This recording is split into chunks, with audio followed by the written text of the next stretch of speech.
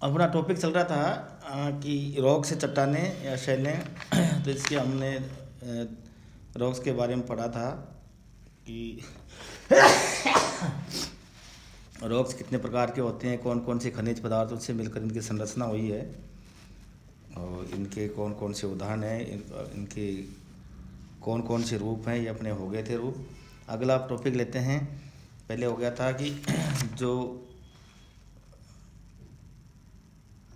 इनका चट्टाने थी, इनका जो रूप है, उत्पत्ति की प्रक्रिया के अनुसार इनका वर्गीकरण, ये अपना पूरा हो गया। अब सेकंड लेते हैं कि रासायनिक संरचना के अनुसार आग्नेय चट्टानों का वर्गीकरण। रासायनिक संरचना के अनुसार इनका वर्गीकरण, आग्नेय शैल हैं उनका वर्गीकरण इस प्रकार किया है जिसमें इनको 4 भागों में बांटा गया है।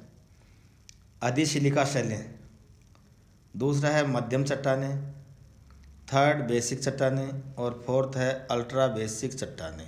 ये 4 वर्गों में इसका वर्गीकरण किया गया है रासायनिक संरचना के आधार पर। रासायनिक संरचना की बात करें कि रासायनिक संरचना के अनुसार आग्नेय चट्टानों का वर्गीकरण कितने प्रकार का था, 4 प्रकार का बताया है। तो पहला है जैसे अधिशिलिका शैलें, जिसमें सिलिका का 80% होता है, इसमें सिलिका का 80% योगदान रहता है। एल्यूमिनियम, सोडियम, मैग्नीशियम का 20% रहता है। और इसका जो उदाहरण है वो है ग्रेनाइट। इस प्रकार में है कि ग्रेनाइट जो चट्टाने हैं वो अधिसिलिका शैलों का एक उदाहरण है, जिसमें बता दें कि इसमें 80% सिलिका होती है, 20% जो एल्यूमिनियम, सोडियम और मैग्नीशियम होता है। दूसरा है मध्यम चट्टाने।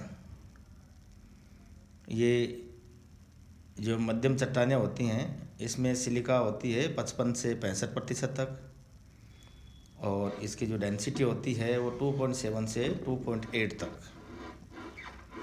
और इसका जो प्रमुख उदाहरण है वो डोलोराइट है, डायोराइट या डोलोराइट। थर्ड है बेसिक चट्टाने। इन चट्टानों में सिलिका का जो अंश होता है 45 से 55% होता है।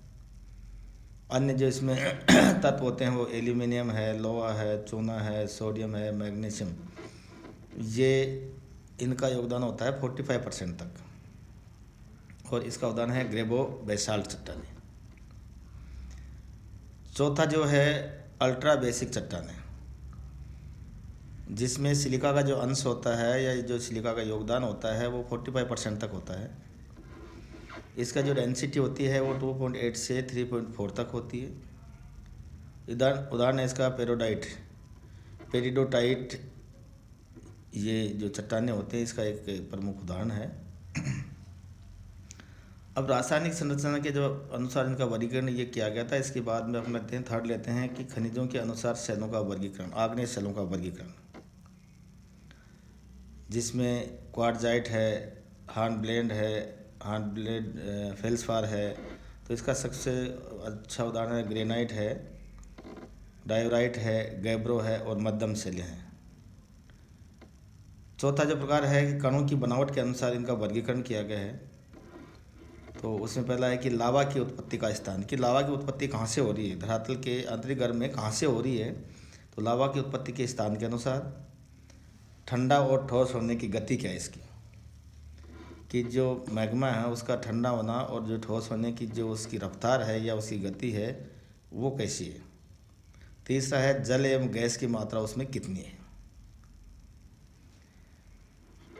चौथा जो प्रकार है, पांचवा प्रकार है, उसमें है कि मिश्रित कणों वाली आग्नेय शैलें। कुछ होते हैं जो कणविहीन आग्नेय शैल होती हैं, ऑब्सिडियन और पिच स्टोन, ये ऐसे होते हैं जिसमें कण नहीं होते, अर्थात ये कणविहीन आग्नेय शैलें होती हैं। टुकड़ों वाली आग्नेय शैल, जिसमें बम, लेपिली वगैरह, ब्रेसिया, ये इसमें पाए जाते हैं। अब है आग्नेय शैलों के उदाहरण। आग्नेय शैलों का जो प्रमुख उदाहरण है कि जैसे ग्रेनाइट है, बेसाल्ट है, रायोलाइट है, डायोराइट है, गैब्रो है, ये इसके प्रकार हैं या उसके उदाहरण हैं। तो granite, basalt, rhyolite, diorite, gabbro, porphyry, obsidian, ये इसके उदाहरण हैं। आग्नेय शैलों का अपरदन एवं जो स्थलाकृतियाँ होती हैं, कौन कौन सी स्थलाकृतियाँ बनती हैं, इसमें घाटी है, गुंबदाकार पर्वत है, टोर है, मेसा है, बोंटे है, होगवोक है, क्वेस्टा, ग्रांड कैनियन, कोलोरेडो पठार। तो ये इस प्रकार के इनकी क्या है कि इन आग्नेय शैलों से इस प्रकार की आकृतियाँ बन जाती हैं। इनका महत्व क्या है आग्नेय शैलों का? इसका बहुत बड़ा महत्व है कि जितने भी खनिज है उनकी खनिज पदार्थों की प्राप्ति आग्नेय शैलों से होती है। भवन निर्माण के लिए पत्थर बहुत ही उपयोगी होते हैं। गर्म जल के स्रोत भी इन्हीं चट्टानों में पाए जाते हैं। विशेष प्रकार की आकृतियाँ होती हैं जिसे लोग बाग दूर देखने के लिए इनको आते हैं।